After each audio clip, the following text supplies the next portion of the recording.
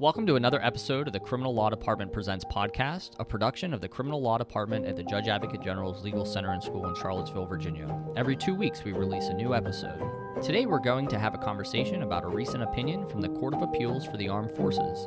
Please note that these episodes may contain facts and circumstances surrounding criminal trials. Listener discretion is advised. All rise. Hear ye, hear ye, hear ye. The Honorable United States Court of Appeals of the Armed Forces is now open and in session. God save the United States of America and this honorable.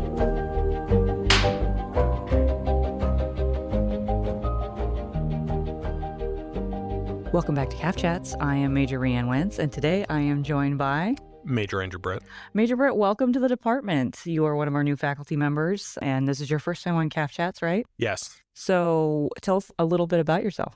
So I am coming from the LLM program at UVA to now an associate professor on faculty. Before that, I was in the graduate degree program. And then before that, I spent 3 years at the Army's Defense Appellate Division. Prior to that, I had 2 years prosecuting, once with 2nd Infantry Division and another with the 8th Army. Awesome. Thank you. So CAAF released 4 decisions in the last couple of weeks, and we will be discussing United States versus Harborth out of the Navy. So there's a lot to cover, so let's get into it. We'll talk about the procedural history and the facts first. So Harborth was a contested panel trial. The accused was convicted of 3 specifications of indecent visual recording in violation of Article 120 Charlie, and 1 specification of producing child pornography in violation of Article 134. The members sentenced the accused to confinement for 18 months and a bad conduct discharge. The general nature of the misconduct concerns the accused using his in-home security system to secretly record nude images of his underage stepdaughter and her friend. The legal issues center around alleged Fourth Amendment violations and related ineffectiveness of counsel claims in relation to the seizure of the devices that contained evidence of the crimes. So this all starts with the accused and his wife were in the car and they were having this heated exchange over his alleged infidelity.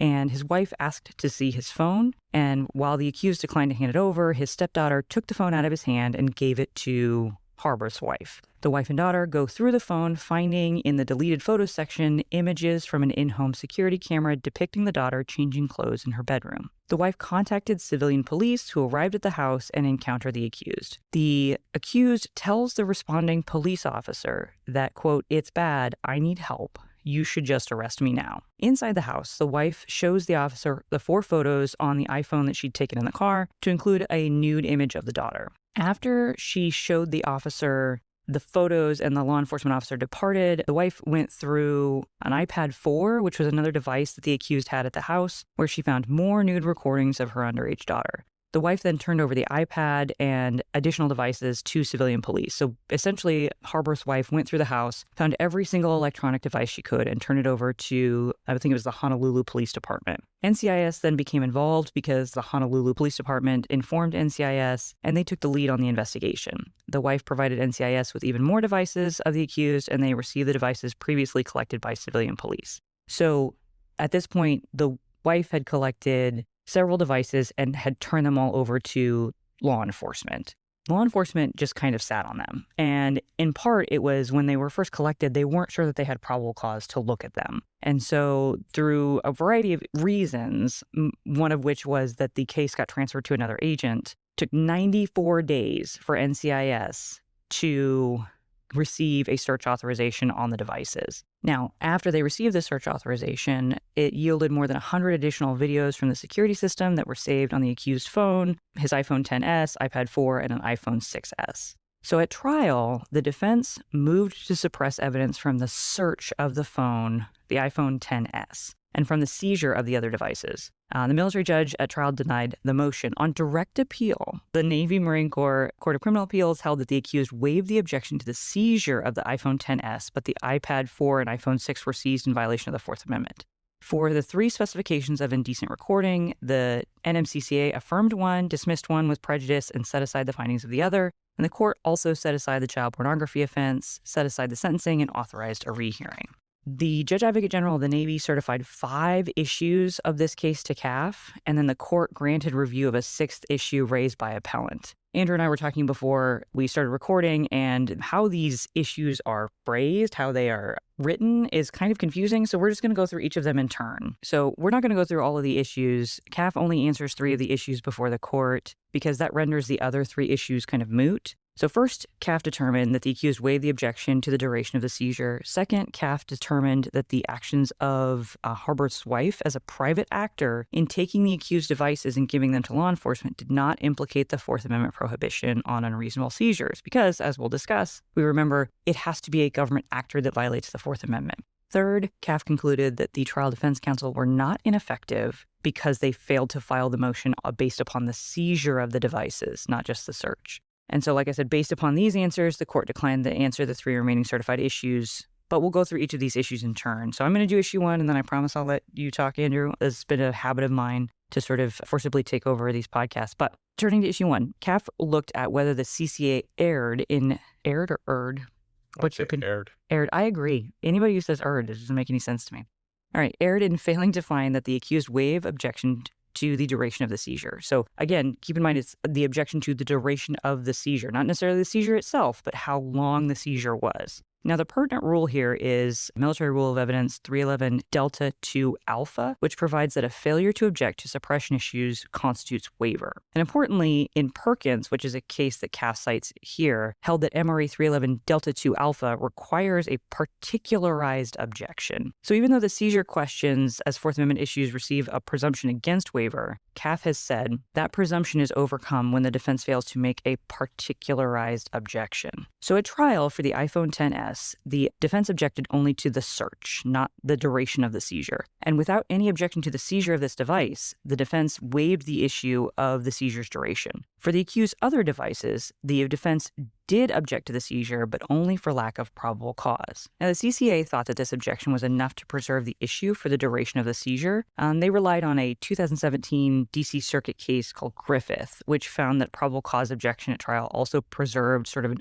overbreadth issue on appeal. But the CAAF disagreed with the CCA and distinguished Griffith, mainly because the new overbreadth argument, and when I say new overbreadth argument, it's new on appeal. So it wasn't made at trial and was only made on appeal. And part of the issue that CAAF has and the appellate courts have is, if you don't raise it at trial, there's no opportunity for the government to sort of develop those facts and answer that issue. Anyway, so CAAF distinguishes Griffith, mainly because the new overbreadth argument was based on the same facts as the probable cause objection, and the record was fully developed to decide the issue. For Harborth, though, the parties never litigated the reasonableness or unreasonableness of the duration of the seizure, so the record was not developed because the defense never raised the issue. So, Chief Judge Olson just spoke at the military judge's graduation. He talks about the lack of the ability for appellate courts to develop the record. And so when we're talking about, especially Fourth Amendment cases, when we're talking about search and seizure, the details and the fact-finding and the record development are so incredibly important. And we'll talk a little bit about that when we talk about sort of takeaways. But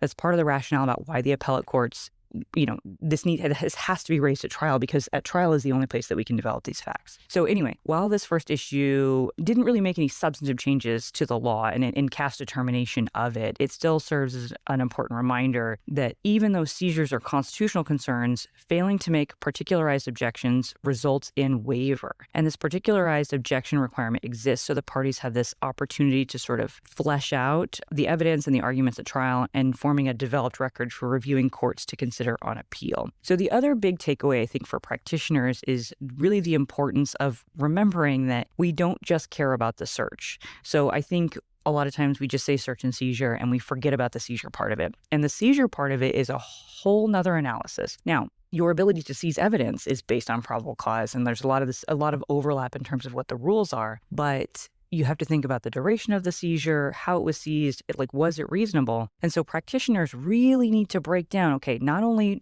do we have to think about the search of this evidence, but how was it seized? How long was it seized? And again, this also goes back to developing the record and how important the facts are going to be to this case. And so if you read the facts section of Harborth, right, you have to think about the timeline. You have to think about who seized it. You have to think about all these sort of details. And so I think for practitioners, if you're dealing with a case like this, you need to map it out. You need to sit down and look at, okay, at this time, this person got it, and this is what they knew, right? And so you need to sort of build this out in a very specific way to understand how you're going to litigate this, because that's what your judge is going to need and what your judge is going to need to know. The other thing I think, for this is breaking down the evidence, right? So there were several different devices here. They were seized at different times under different contexts, and these situations are particularly dynamic. And so I think for practitioners, it's really going to be important to not only break down the timeline and the facts, but also by device. And when we're looking at even self-incrimination, we're looking at statements, not all statements should be treated equally because these situations are dynamic. And so I really want to emphasize to the field that you've got to break down not only the facts and how it applies to sort of as the situation progresses, but also the individual pieces of evidence, right? So in this case, what I hope practitioners did, or if somebody has a case like this, is you need to look at each individual device and understand how was it seized, how long was it seized, who seized it, those kinds of, and be able to answer those questions to develop for the trial court in order for the judge to rule. Okay, enough about issue 1. I now want to turn it over to Andrew to talk about issue 2.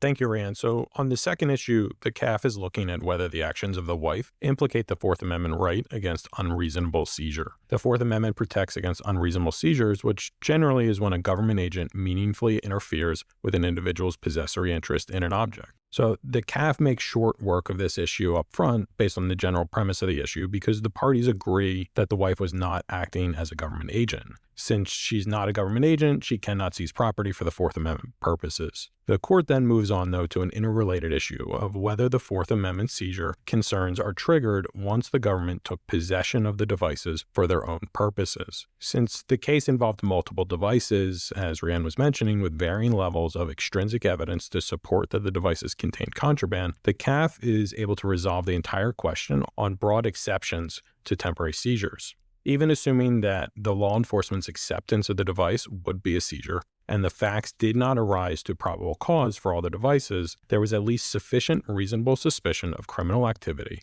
to permit the temporary seizure of the devices. A few thoughts and takeaways on this issue. First, where there's a private actor taking property in which an accused has a reasonable expectation of privacy in its contents, then that private actor voluntarily turns the property over to law enforcement. The Fourth Amendment still demands the government obtain a search authorization to search the contents. There was a search authorization in this case, so it was not at issue, but CAAF addressed this point in footnote 8. More generally, under these circumstances, where there is probable cause to believe the property contains contraband, then law enforcement's acceptance of the seized property is reasonable for Fourth Amendment purposes. In addition to a probable cause justification, CAAF recognizes an exception based on the lower standard of reasonable suspicion. While this reasonable suspicion standard was applicable to this case, I'll highlight that it's in the narrow context where the accused had already waived the objection to the duration of the seizure that was addressed in the first issue. And I'd just like to point out that in the United States versus Place, the Supreme Court applied the framework for short duration Terry stops to the temporary seizure of a person's property based on reasonable suspicion. There, the 90-minute temporary seizure of a passenger's luggage was held to be unreasonable. So without the waiver of the duration issue, CAAF may have been more deeply analyzing this issue based on whether or not it met the probable cause standard, but really not at play in this case just because that issue was waived. Next, turning to the third and final issue that was addressed by CAAF, it concerns whether or not the accused defense counsel were ineffective for waiving objection to the duration of the seizure for all of the devices. Now, claims of ineffectiveness require the accused to establish deficient performance by trial defense and prejudice resulting from that deficiency.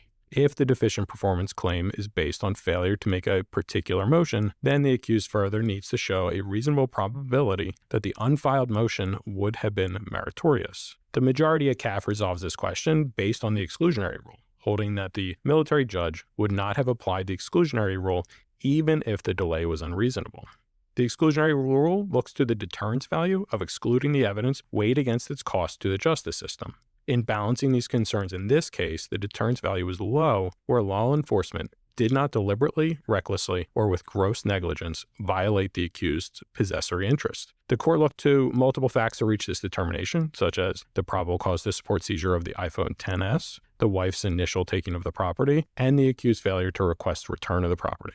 The CAAF then concluded rather summarily that the cost to the justice system in excluding the evidence would be high because it would result in dismissal of one specification and rehearing on the two others. Judge Maggs, joined by Judge Hardy, provide a concurrence diverging from the majority on why a defense motion lacked a reasonable probability of success. Instead of looking to the exclusionary rule, the concurrence determined the military judge was unlikely to find the continued retention of the devices constituted an unreasonable seizure because the accused failed to request the return of his property prior to it being searched by law enforcement. So, Andrew, I want to interrupt you. I had just thought about this. We had not talked about this. The CAAF kind of hung its hat on the fact that he didn't request the return of property. Do you think then that this imposes some kind of duty on the accused to request the return of property? Or do you think it's just part of the totality of the circumstances analysis? I think it's part of the totality of the circumstances analysis. I also think for an accused, or I guess more importantly for defense counsel, that you should be making this request. Sure, yeah. And while that might not be the top takeaway from what CAAF is saying, if you kind of boil down all of their analysis, I think it was dramatically important for the concurrence, but also important for the majority. And the majority indicates that this was not dispositive, but it is a factor to consider. And I think it is a very important factor to consider as well, because at the end of the day, they had evidence of contraband on the 10S. So I don't think that that would have had to be returned, but the wife collected so many devices and didn't provide any type of particularity or kind of extrinsic indication that she as a private person had reviewed these devices or to say what that they are. So for a lot of the devices, they probably were far short of probable cause and they would have had to return those devices. Well, and what was interesting to me is as I was going through and reading the facts, maybe I missed it, but there wasn't really that sort of nexus between this in-home security system and like literally all of these devices, right? So we knew that there were these images on this 10S, but she collected literally everything else. And there was no indication that like, was it an app? Like I didn't see anything in the facts that like sort of indicated that unless he had put them on there, that these images would have been inherently or like put on this device without him doing it. What you said made me think of the fact that there was really, as far as I'm aware, just from reading this opinion, there was not really reason to believe that they were on all of these other devices. No, just that he had multiple devices. I think it was determined that at least the home security app was on these 3 devices. Okay, yep. So whether it was the accused deliberately transferring the files or if it's done through some automatic mechanism by putting the app on these particular devices, that's one thing. But especially outside of these 3 devices, really no indication other than the wife going through the devices themselves, which, if I'm remembering the facts correctly, it was only the 10S and the iPad 4 that she personally had. I think so. Anyway, I interrupted you. So for practitioners arguing ineffectiveness claims. Sure. I think one of the big takeaways is that even though the Fourth Amendment issues can certainly be complicated, the nuance between the majority and the concurrence really highlights that reasonable minds can differ in finding the dispositive step in the analysis. So for practitioners arguing an ineffectiveness claim based on failure to file a motion, this is compounded even more when trying to argue through a lens of how a military judge was likely to rule at trial. In making these arguments in the future, I'll note that CAAF in this case looked at how the CCA decided the issues to assess the cost to the justice system. However, consider that the Supreme Court in Herring, which was cited by CAAF, said that the principal cost of applying the exclusionary rule is letting guilty and possibly dangerous defendants go free, something that offends basic concepts of the criminal justice system, particularly in the context of evaluating how a trial judge would have applied the exclusionary rule. There may be room for future appellate practitioners to advocate for further clarification of what costs should be considered in the analysis. Yeah, because that's one of the things that we have talked about, and I've talked about with a variety of audiences, is that if you look at Latin, which does this same analysis, it provides that the government has to prove by a preponderance, but it really doesn't give us a really good framework to say, okay, what is the cost of the justice system? And in this case, Harborth, the C.A.A.F cites, I can't remember what case it was, but essentially the C.A.A.F cites a case that says that the exclusionary rule should be the last remedy. Because it is such an extreme remedy, that the exclusionary rule should be the last remedy that the court applies. And so it has been, we had Latin and then we have this case where the C.A.A.F gives us facts and does some analysis, but I don't think gives trial courts, either judges or practitioners, like a really good way to say, okay, this would be prejudicial to the military justice system versus not. And keep in mind, listeners, that if you look at MRA 311 Alpha, the exclusionary rule should only be applied if the deterrent effect is going to outweigh the detriment or harm to the justice system. Because essentially, remember, and I know I've talked about this in class and on this podcast before, remember the exclusionary rule is the enforcement mechanism for the Fourth Amendment. And so if it's not going to deter police misconduct, then we shouldn't apply it because it leads to cases going away, it leads to charges going away. But again, to your point, Andrew, how do we actually go about doing this? What are costs to the justice system? Is it just cases going away, right? How do we make that analysis? So I think if you're at the trial level, and what might be unhelpful from this case is you don't know how the CCA is going to roll.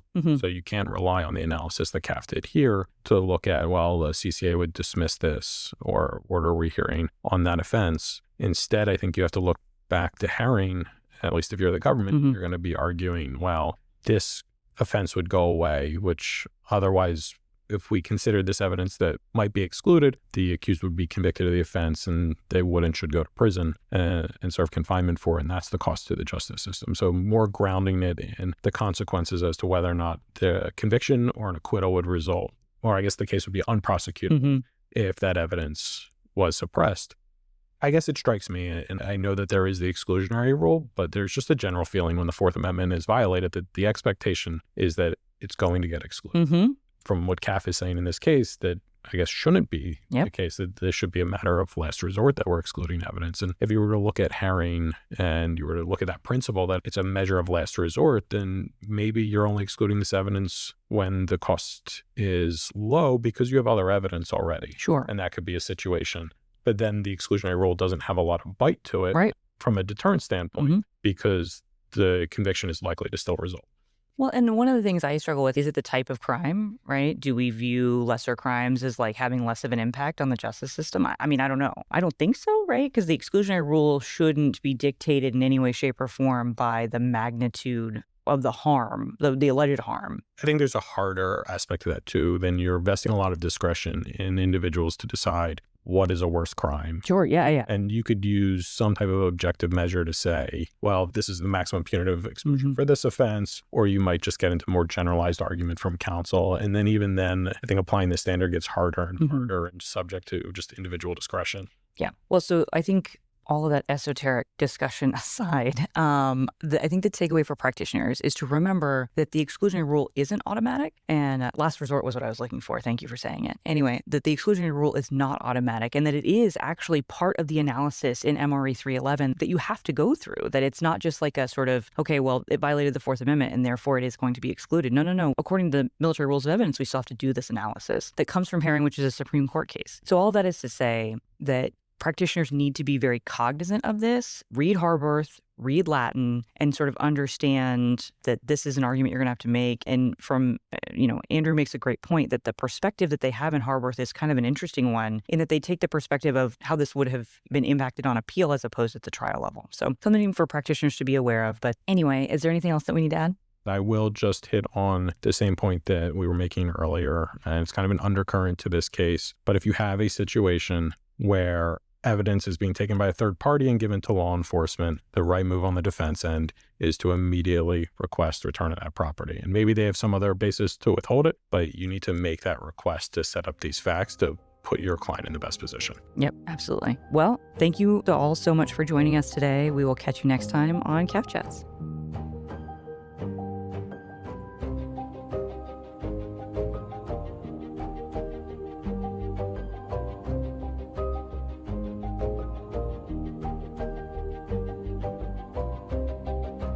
Thanks for joining us today for another episode of the Criminal Law Department Presents podcast. If anything you heard sparked a thought, we'd love to connect with you. Your comments help us create better future content for the field or the fleet.